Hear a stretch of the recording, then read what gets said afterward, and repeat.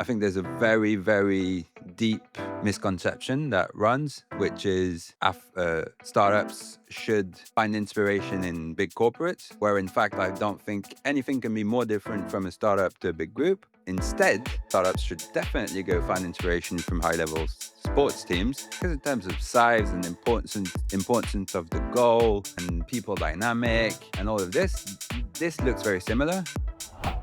I don't know if you know that, but I used to compete in skateboarding when I was young. One thing that skateboarding teaches you, obviously, is it's how to fail because you're failing every day. You're failing 300 times to succeed once. So for sure, that's something you learn when you're an athlete. In most sports, you're going to need to work every day, 10 hours a day, in order to have a chance of even getting into some major competition. Hello and welcome to VCO2, the podcast that helps you become a smarter impact investor and a better climate tech entrepreneur. Today, we are joined by Romain Vidal, co-founder and partner at Teampact Ventures, an impact VC firm that brings sports methodologies to climate and health startups to help them scale and succeed. In today's episode, we'll explore how startups can leverage the mindset and discipline of elite athletes to build a stronger and more resilient startup. Before we start, don't forget to give us a 5-star review and a follow on your podcast platform, or to leave a comment and a like if you are on YouTube. Let's dive in. Thank you so much for coming on the podcast. I appreciate it. And maybe to kick things off, I'd love to hear the story about the beginnings of Teampact Ventures. So I'm an ex-entrepreneur turned VC, created the first fund in 2010, invested for 11 years in SaaS startups. And in the meantime, I got married and had 2 kids, and I already was probably quite concerned with, aligning my job and my personal convictions. But I think once you have kids, it becomes even more important.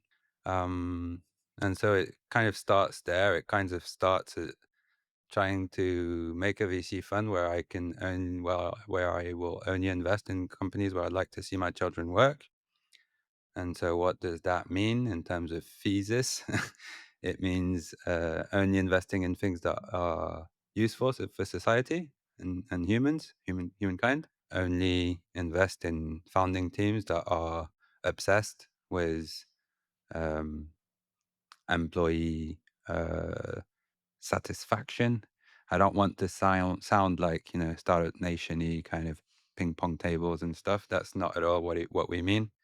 But in order to have a successful company, you need to have sustainable performance, people who stay long, work hard, believe in the cause, and that doesn't come naturally. And actually, I think, and that was kind of the initial thinking point. I think that has kind of been lost. And so, yeah, that was the original thinking. And then a way that we thought could be a good way to bring that back was to get inspiration from some of those teams that we all know that have been able to win at the highest levels in the world over several generations. I'm thinking the All Blacks. I'm thinking French national handball team that maybe the English speaking people won't know even what handball is. But the Germans and French will. I'm thinking the Spurs in the US and, probably a few others. Those teams have managed to have teams that stick together for long. The old guys are able to teach to the young. It's not about how technical or strategic or whatever they are. It's about why they fight and why they love fighting together and overcoming major challenges. So yeah, the whole philosophy is to kind of try and bring a portfolio that looks more like those teams. And because it's a long process, it's bringing that knowledge directly from those athletes into the startups that we invest in. Yeah, and we'll get there in a minute. But something you said, which I think is important to define, is what is a company that makes sense for you? Because you said like one of the first criteria is like companies where you want your child to be able to work in later in their life. What does that look like? Like, what is a good mission for a company? I tried to be rather simple about that, but I think it's just being honestly useful. It's getting out of the whole selfishness that kind of defines the world in the last 10 years. It's it's getting maybe higher and thinking of humanity as a whole and thinking, all right, what can I do to contribute to my species? And I think that's where it starts, and I would say that defines what I mean by that. Then obviously it's not enough, so you have a grid where we have to have that kind of usefulness that is ingrained, but you also need to be able to go for that global leadership and economic performance. So you need to have both. And at that intersection, those are the companies that we want to fund. Those ones that are clearly useful, but not only useful, also on topics that can generate a lot of economic performance and global leadership. Yeah. That makes sense. And if we think about your kids again, like what why is it important for them to join a company that has high ambition, that wants to be a global leader? Like why does that matter in your thesis? You know, because you could also say they could go for like a small bakery around the corner and that's it. I want my kids to be happy. And I think that is a major part of how people can be happy. I think it's also something that's been lost too. You know, a lot of people, unfortunately, with social media and TV and all of this, they spend much too much time on their couch. A lot of people don't have any big challenges. They don't take on any big goals because they're in that vicious circle of consuming that content. I think in order to be happy, you need to have this daily challenge of yeah, challenging yourself. And I think going for in terms of a job, and I mean, I hope my kids will be entrepreneurs or do anything that they like being an athlete or whatever. But in whatever they are, I hope that they will aim for the highest possible because I think that's how you stay happy. If you always have something more to go for, and also you don't identify yourself to some given goal. It's really you identify yourself as someone who's always going for more. And I think that's how you're happy. Yeah, I think people always say for startups, like you need to enjoy the process, not really the outcome. Because specifically for startups, like 1 out of 10 will fail anyway. So like if you don't like the process, what's the point of doing it?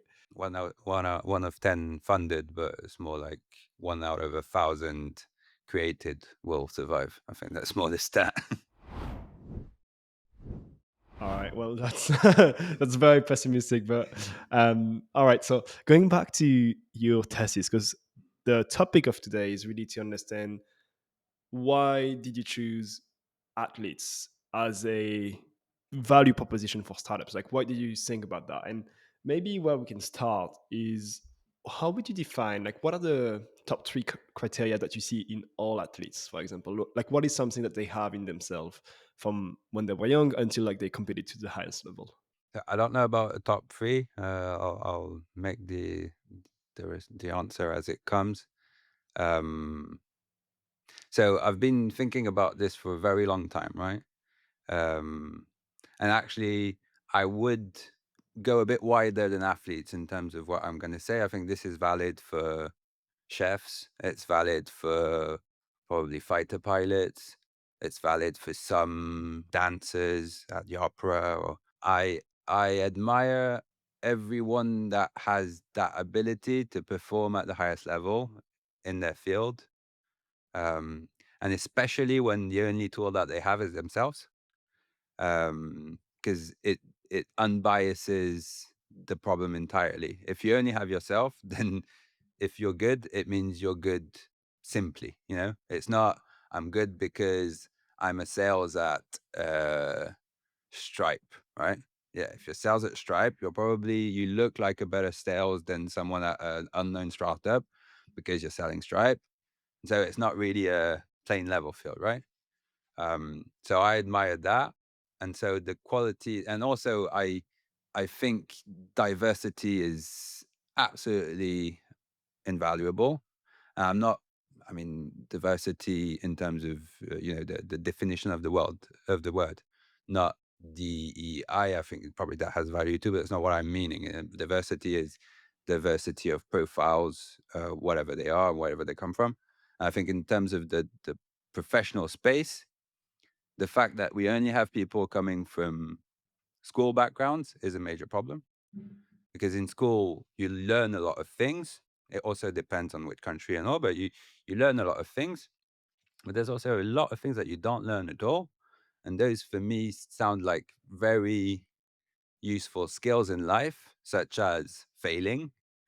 In school, if you fail, you're out, usually. So that doesn't teach you failing or getting back up. Yeah, and maybe I'll do a comment on this one, but like, I don't know if you know that, but I used to compete in skateboarding when I was young. I was part of the French team, competed intentionally.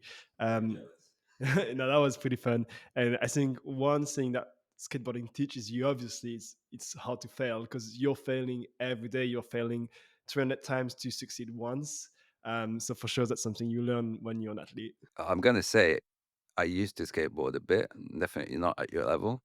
I think skateboard is probably one of the best examples, because not only you fail, but also you get hurt a lot in terms of the board hitting there. And so it only takes the most resilient people to actually get back on that board and try that trick again, because it really hurts, like generally. And yeah, that's what I mean. You don't learn that at school. And I think that is absolutely primary skills that you need to have in life. And another one, which is very important, is delayed gratification. There's these studies about, you give two sweets to a kid, and you look at the one that will accept the weight instead of eating it. You say, here's a, a sweet. If you eat it right now, you get nothing else. But if you wait, you'll get two. And the studies say that if you follow people in life, you'll see that the most successful are the one who were able to wait for the second sweet, right? Well, I think athletes have that like ingrained, because in most sports, you're going to need to work every day, 10 hours a day, in order to have a chance of even getting into some major competition. You don't even know if you're going to win it or not, but you're going to need that work to even get your chance at being there. And then if you win, it's going to be very long down the road. You can get injured. There's anything that can happen. And that takes a special kind of person to be able to have that discipline and motivation and hard work every day for so long, when you know that the goal is probably not going to be attained, or at least if it is, it's going to be in a long time. And that too, you don't learn at school. And that is very necessary in context where there's a really important mission. But in order to go there, you're going to need to work hard for very long. And for people who, we get a lot of those from the school systems, the kind of mercenary diva, as we say. I don't know exactly the word in English, but people who are very impatient, and they get recruited, and the next day they want to manage, and the next day they want to be the CEO or whatever. And if you don't raise enough, they'll go to the competition and all of this. That's not how life works, I think. You need to, shortcuts don't work, generally speaking. So you need to put in that time and energy, and build that trust. And it goes both ways. And I think athletes are infinitely better than most um, traditional employees at this. And then in other fields, they're not that good. But diversity is where the value is. So you need to have both of those profiles, and that's why I believe that much in this logic. Yeah, and I think you said a word which is very important there, which is discipline. I love to go back on this topic because I mean, obviously, when you're an athlete, like you have to have great discipline because you have to go back to the field every day, not knowing if you will ever make it, but at least you will practice until you cannot practice anymore. Um, how does that translate to the world of startups, right? Because like I'm thinking about a startup, I'm like, okay, tomorrow I'll be alone. I need to build a team. I need to find money. I need to, I don't know, build a product. Like, and I need to make sure I go back to it every day. Like, how do you build discipline when you're a startup founder? I think the same way athletes build their discipline, and that's why also it's important for us in terms of thesis to only go for those very strong and important missions, because I think that it is a big part. I think if athletes didn't have those big goals in the end, they probably wouldn't build that discipline. So you need to have those big goals. Then for everyone, these goals can be very different. A lot of people will find that. Uh, obsession in the amount of money that they can make or whatever. So I think, you can I think whatever the topic, you can find that discipline, but what you need is that mindset of delayed gratification. Um, and that I think is the key where athletes can help entrepreneurs. I think it's funny, but I think there's a very, very deep misconception that runs, which is startups should find inspiration in big corporates, where in fact I don't think anything can be more different from a startup to a big group. In Instead, startups should definitely go find inspiration from high level sports teams, because in terms of size and importance of the goal and people dynamic and all of this, this looks very similar. Doesn't look at all similar to big groups. So, you know, there's always going to be mentors from the corporate world, and diversity is important. That's cool. But I think it is a big mistake to only have these kinds of people advising you, because they know nothing about what this is. The big sports teams, they know much more, I think, about what this is than the big corporate guys. Yeah, for sure. I mean, I work at Microsoft. We are probably like 200,000 employees. I don't know any sports team that's 200,000 employees.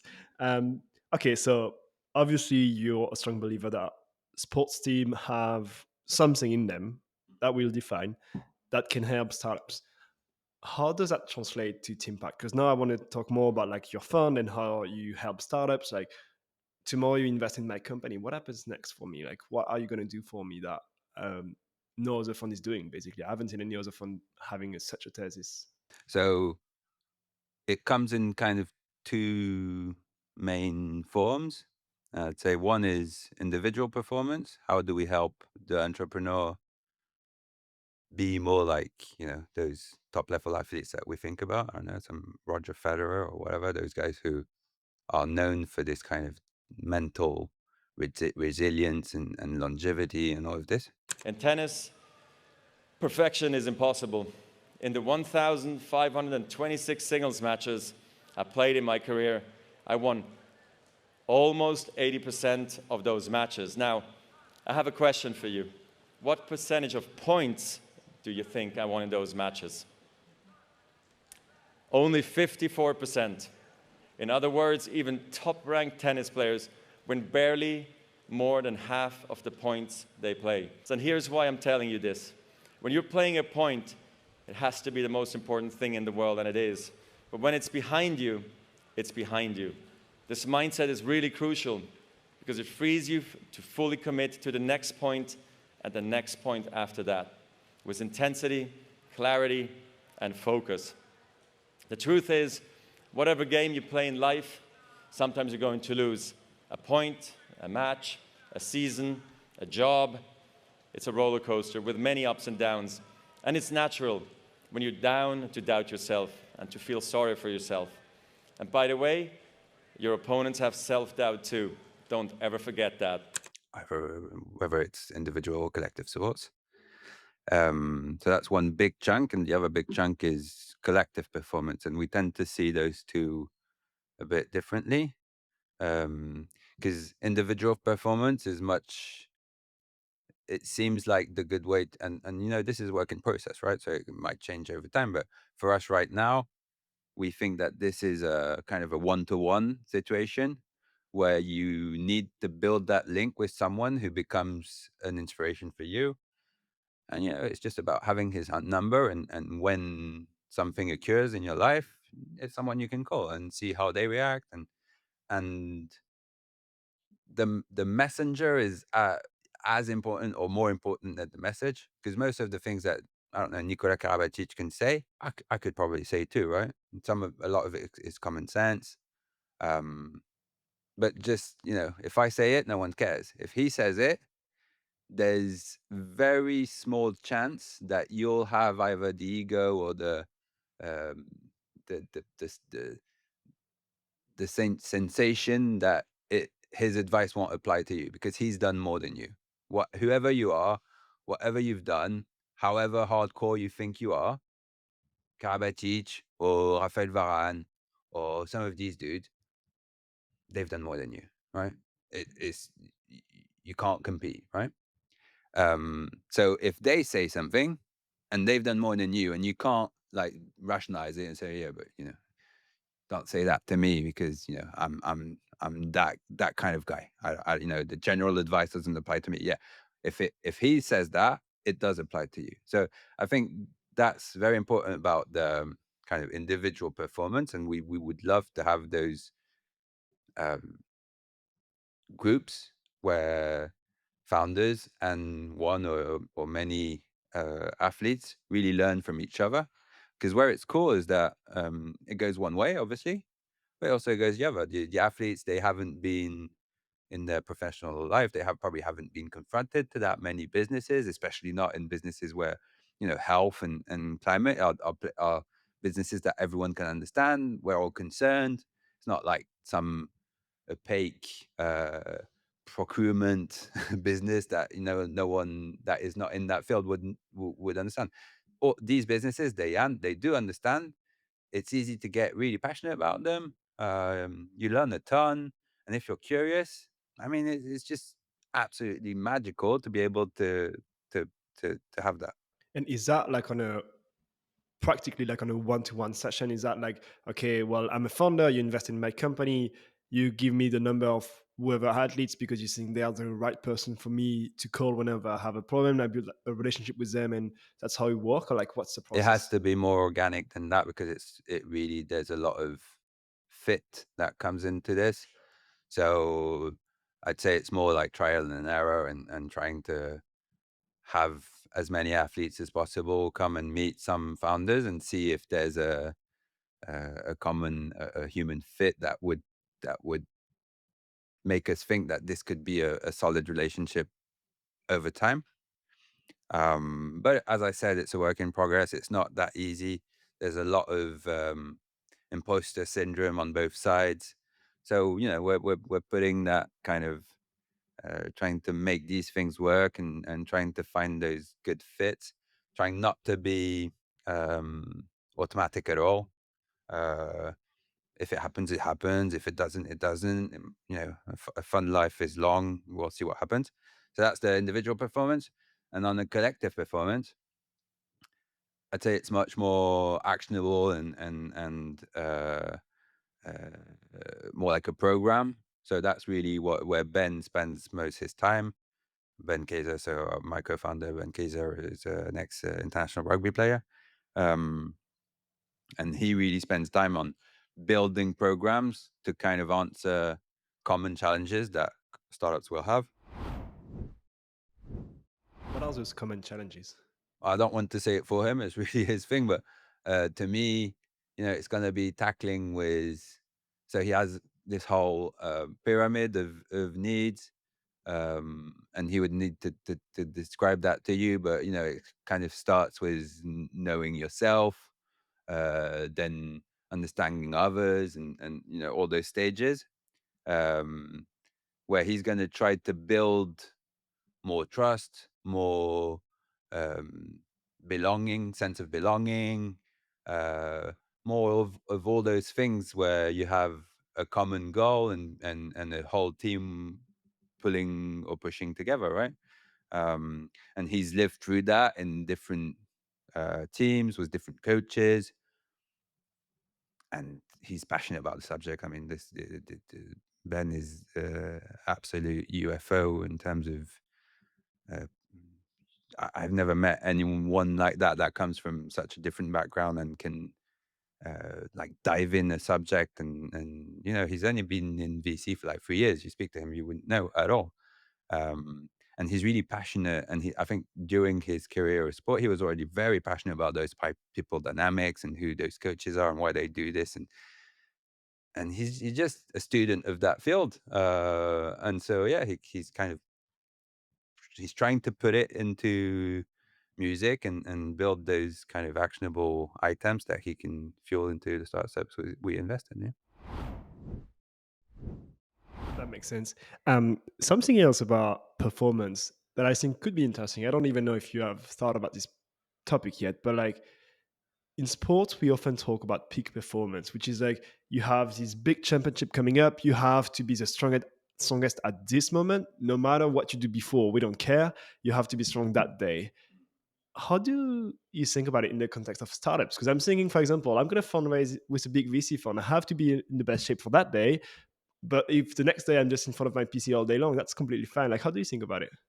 I don't know. I think there's usually there probably are more parallels than it looks like.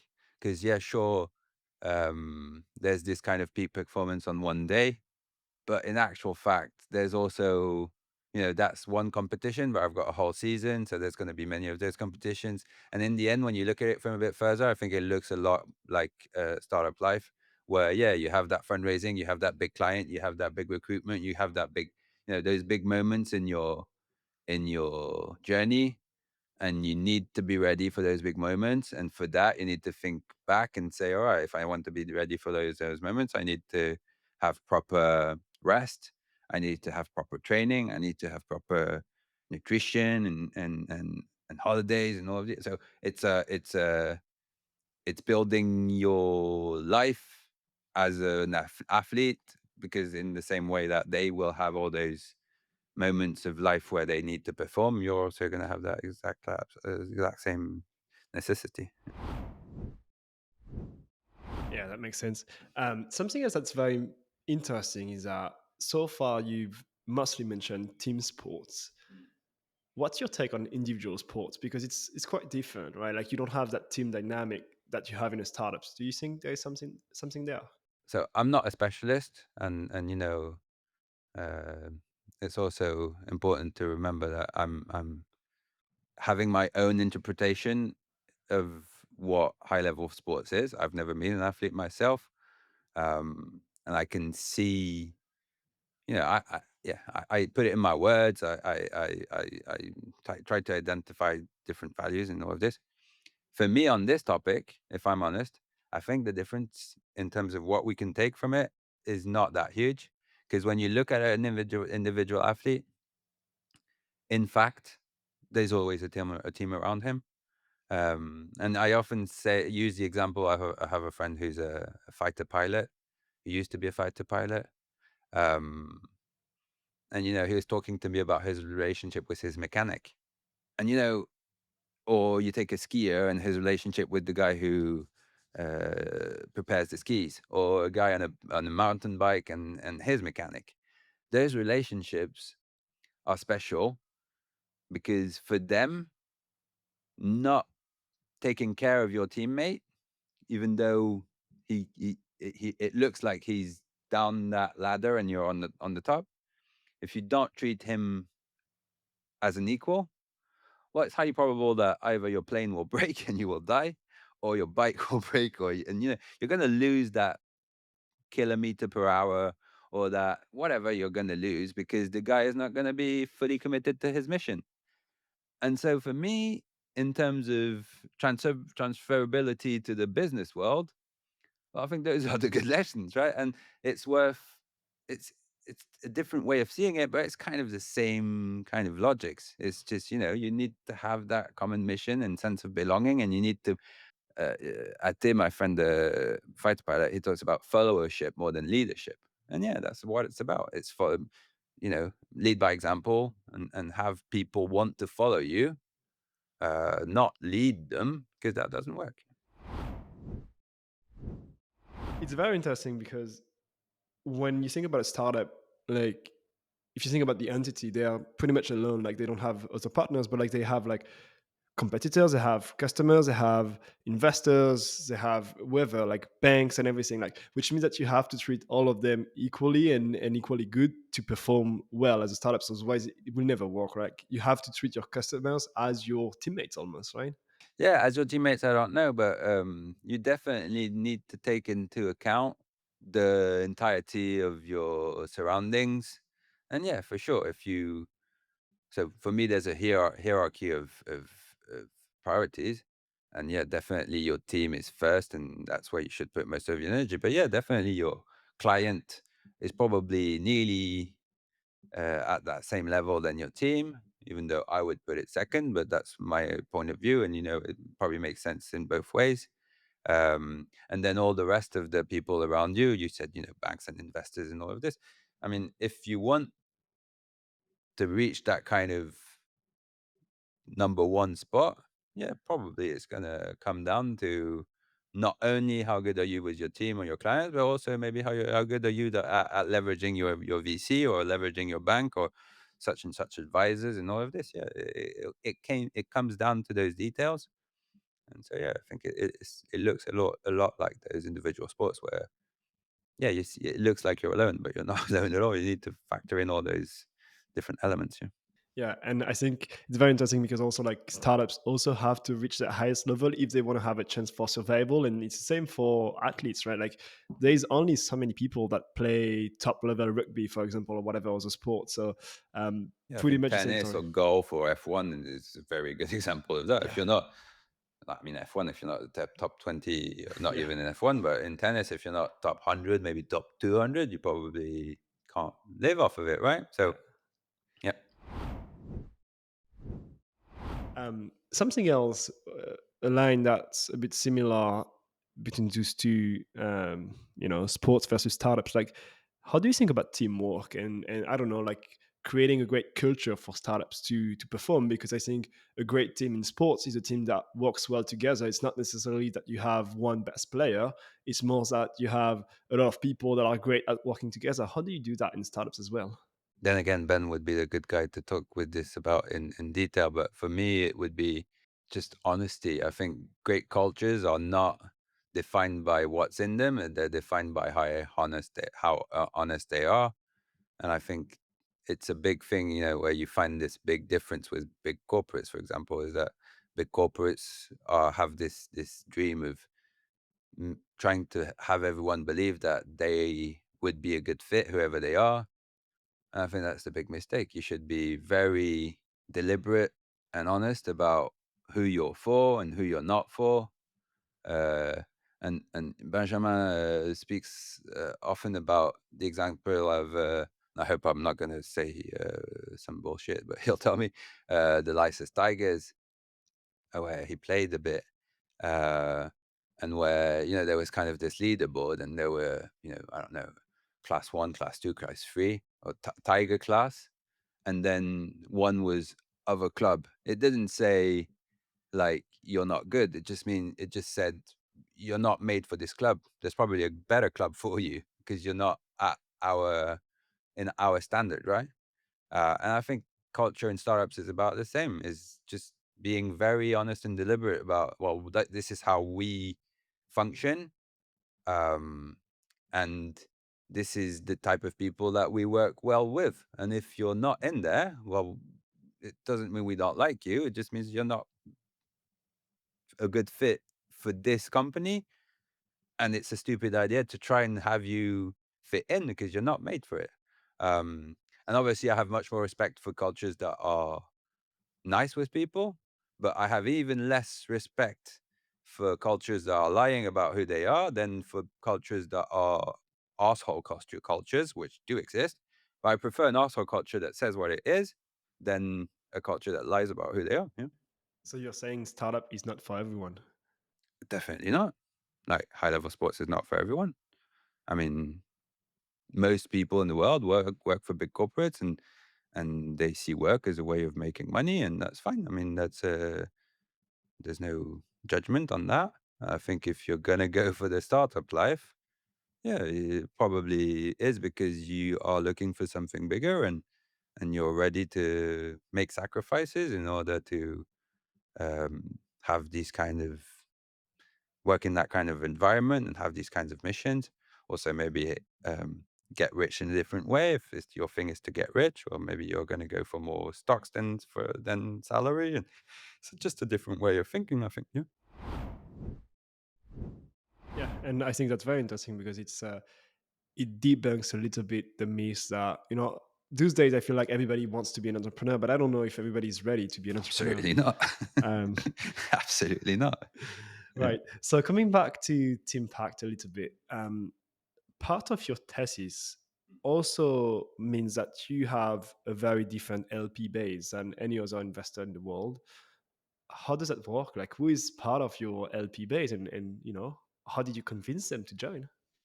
So I don't know if it's different to any other investors. I know that we don't have at this point, and it was half a choice and half a consequence of the macroeconomic situation. We don't have institutional investors. We don't have corporate investors. We don't have these kind of big players that, in a way, also kind of dictate what orientation you take. So that it's both a choice and a consequence where we didn't want to have this kind of orientation given to us by some superior institution. So our investors are all private individuals. And then, yeah, we have quite a few high level athletes. So, yeah, probably different from most funds. I think some funds do have some athletes. Um, Maybe an additional difference maybe between the type of athletes that join us and maybe other funds is that it's true that most of our athletes are in a kind of a more looking for sense, purpose, and I think they believe that investing in climate and health is a good idea, and I think at different kind of levels, they also see themselves as people who want to promote these kinds of things more than maybe things that you'll see in influencers or Kim Kardashian or Kanye West. I don't know what, maybe our athletes at some level, at least probably trying to separate themselves from these kind of celebrities. So that's one. And then another difference is probably, yeah, that will and that ability to translate what you've learned in your career and feed that to entrepreneurs. I think not all athletes are like that at all. And then again, there's no judgment behind that. I think the kind of athletes that join us are these kind of people, and we're absolutely thrilled by that. Um, so that's maybe, I don't know, a third of the fund. And yeah, we're happy enough to have people like Nicolas Karabatic, Raphaël Varane, Aurélien Tchouameni, Cédric Doumbé, Souleymane Sissoko in boxing. Quite a few double Olympic champions in volleyball that we're very proud of, and I don't think we speak enough about in France. Antoine Brizard, uh, and many in other sports. And I think there's that diversity of profiles. So that's a big chunk. There's another big chunk which is more like entrepreneurs. Um, one that obviously we love to talk about is Jean-Charles Samuelian because he's one that we've invested in Alan and he's invested in us. So it's always very cool to have that kind of two-way relationship. Um, but also, I don't know, Marc Batty from Data IQ, Eric Cortet, who bought back and sold La Redoute, which is an incredible story, and quite a few others. And then a third big chunk, which is more like other VCs and senior executives. So maybe senior consultants, maybe lawyers. I don't know, probably a few lawyers, a few investment bankers, a few other VCs like Dominique Vidal, who's an ex-partner at Index, Fergal Mullen at Highland Europe, Selim at Advent. I mean, that's a dream because, those people are legends in their field, and it's always cool to have them commit to your fund because it kind of shows confidence yeah, at least it's probable that you've had a good idea, then maybe you'll execute it well or not, but it's very pleasing. So yeah, those would be the three types of people that invest in the fund. Yeah, and it feels like the recurring theme around all of these people is that they are the best at what they do. No matter what they do, they are the best at what they do, which is very interesting. Coming back to the athletes, do they join the fund during their career, after their career? Do you have both? We also have club deals, so I'm never entirely sure if they're investors in specific vehicles or the fund itself. But for this question, let's say it doesn't really matter. The people like Antoine Dupont, for example, they invest, but right now it's not obviously he doesn't have time to get to commit to time with entrepreneurs. Then again, a fund is a long time, so in 7, 8, 9 years, he'll probably have more time. Or let's hope not for him, but um, it is the role of sport too. Um, and so, yeah, that some of them invest earlier. Usually, Antoine, for example, is the son of farmers, and his brother is Port Noir de Bigorre farmer. He has pigs and sells the meat.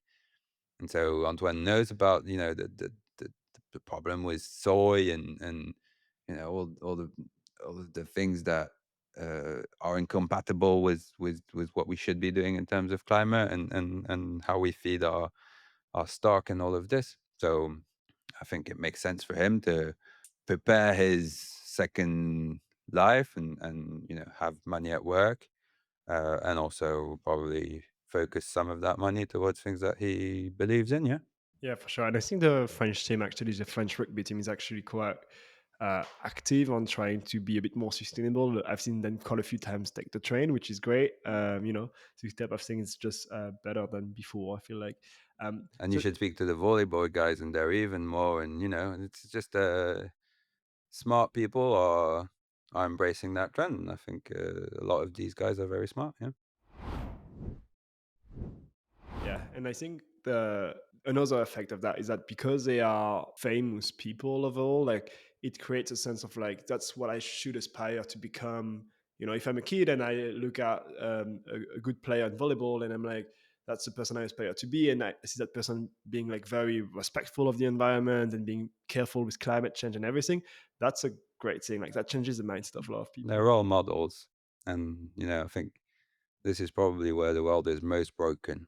We have the worst role models. Um, You want to name a few?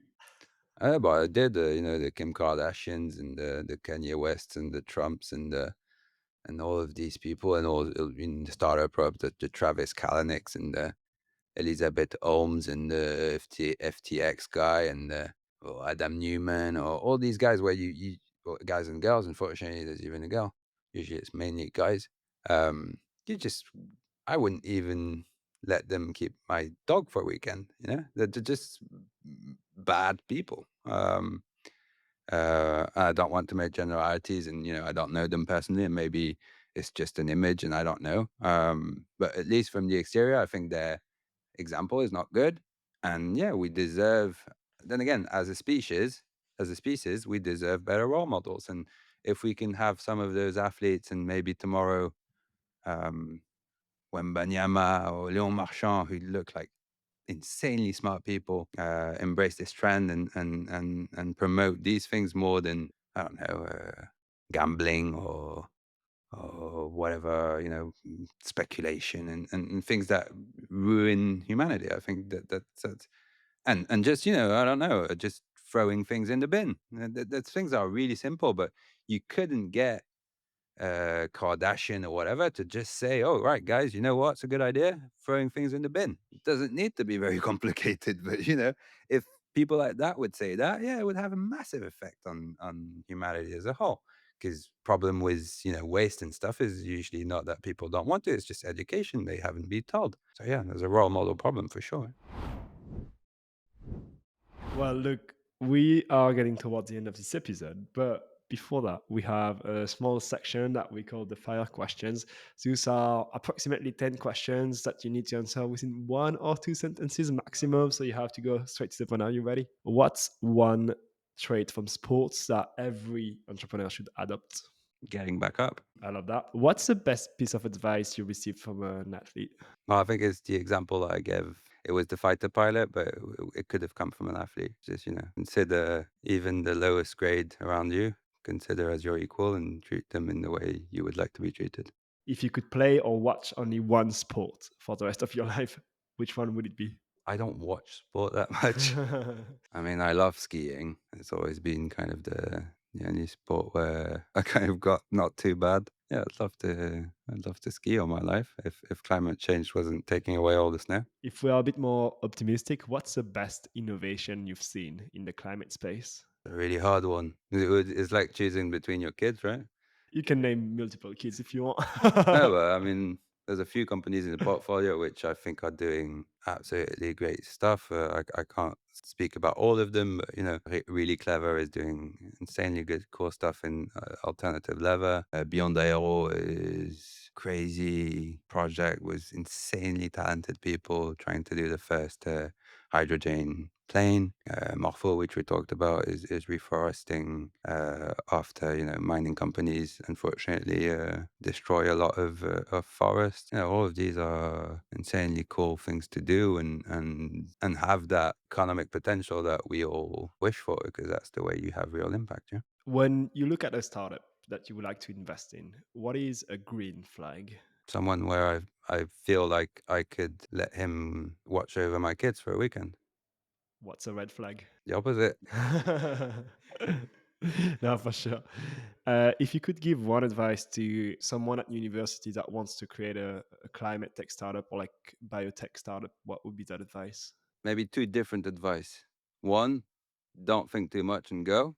Because what I value in an entrepreneur is naivety a lot. When you don't think things too much, you might try a path that hasn't been tried and will be the right one. That would be one. And the opposite is, just so you need to have some financial resource, of course, and not everyone has that. But if you can spend, a year or two doing internships in some of those startups, whatever the role or the job, and just doing your, working hard and doing your best in these, I think you'll learn a ton from these if you choose well the companies, of course. And I think to choose well the companies, you can look at your portfolio. Exactly. Uh, Easy pick. what are the three most important things to be a successful impact VC? I don't know. It's a craft. I don't know. It would be very pretentious to kind of have an answer to that.